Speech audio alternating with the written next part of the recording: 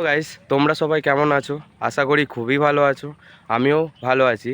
তোমরা দেখছো Kaushik rider YouTube channel. তো আজকে আমি চলে এসেছি তোমাদের কাছে আমার বাইকের মডিফাই ভিডিও নিয়ে। তো আমার বাইকের নাম হচ্ছে হর্নেট 2.0। তো আজকে আমি তোমাদের সঙ্গে শেয়ার করতে চলেছি আমি আমার বাইকে কি মডিফাই করেছি, ইনফ্যাক্ট ও অ্যাপ্রক্স কত খরচা পড়েছে। চলো তোমাদের সঙ্গে আমি সেটা শেয়ার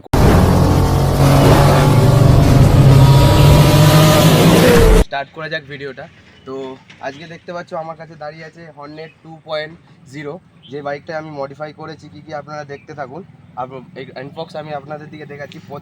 ফার্স্ট অফ অল আমি মডিফাই করেছি আমার 4 ইন্ডিকেটার, যেটা অবভিয়াসলি এই বাইকে অলরেডি থাকে। তো তাও আমি এতে একটা মডিফাই করেছি। তার মধ্যে আপনারা দেখুন, আমি চাবিটা অন করে দিচ্ছি, আপনারা দেখতে থাকুন। আমি মডিফাই করেছি, দেখছেন এটা আমার মডিফাই। তো দেখতে পাচ্ছেন, তো এতে টোটাল 18খানা মডিফাই লাইট, 18খানা লাইট আছে এতে টোটাল। তো নেক্সট মডিফাই আমি করেছি আমার গাড়ির, দেখতে পাচ্ছেন এইটা।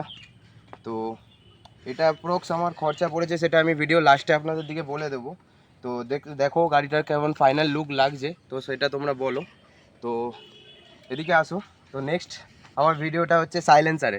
তো তোমরা বলতে পারো যে সাইলেন্সারটা কি মডিফাই করেছি। ইনফ্যাক্ট ঠিক আছে, তোমরা দেখে বলবে কি দাদা ভাই তুমি কি মডিফাই করেছো। তো সাইলেন্সার যেরকমকে সেরকমই আছে।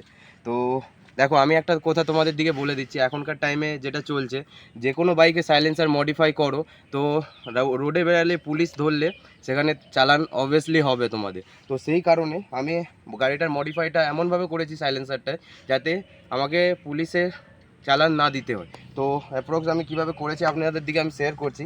তো এই বাইকটার এখানে একটা এয়ার ফিল্টার আছে, তো সেটা আমি কাট করে দিয়েছি। তো এটার এই সাইলেন্সারটার ভিতরে একটা এয়ার ফিল্টার আছে, যেটা আমি কাট করেছি, যেটার জন্য এই বাইকটার আওয়াজটা সামান্য বেড়েছে। তো এটা করলেও তোমাদের বাইকের আওয়াজ অতটা বাড়বে না যতটা তোমরা চাইছো এই বাইকের মধ্যে। তো নেক্সট আমি একটা কাজ করেছি সামান্য, যেটা এই বাইকের ভিতরে আছে, যেটা হচ্ছে বাইকের এয়ার ফিল্টার। তো সেটার মধ্যে আমি চেঞ্জ করেছি, এয়ার ফিল্টারটা আমি চেঞ্জ করেছি, যেটা অ্যাপ্রক্স আমার খরচা পড়েছে 3 থেকে 300 350 টাকার আশপাশে।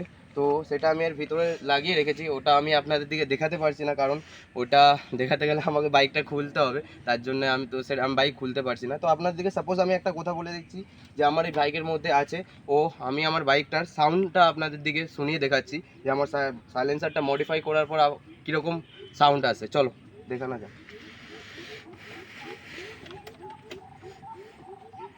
তো দেখো আমি স্টার্ট করছি বাইকটা।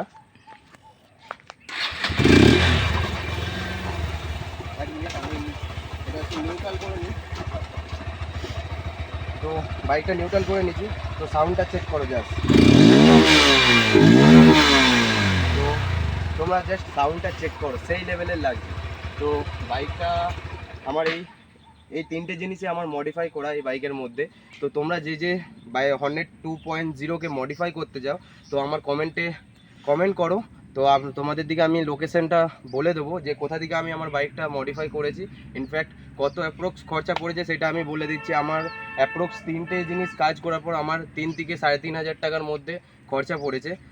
তো তো লাস্ট আমি এটাই বলবো, যে তোমরা বাইক মডিফাই করো, তাতে কোনো প্রবলেম নেই। তো বাইক এমনভাবে মডিফাই করো যাতে তোমাদের কোনো প্রবলেম না হোক, বা আশা করি অন্য কারোর প্রবলেম না হোক।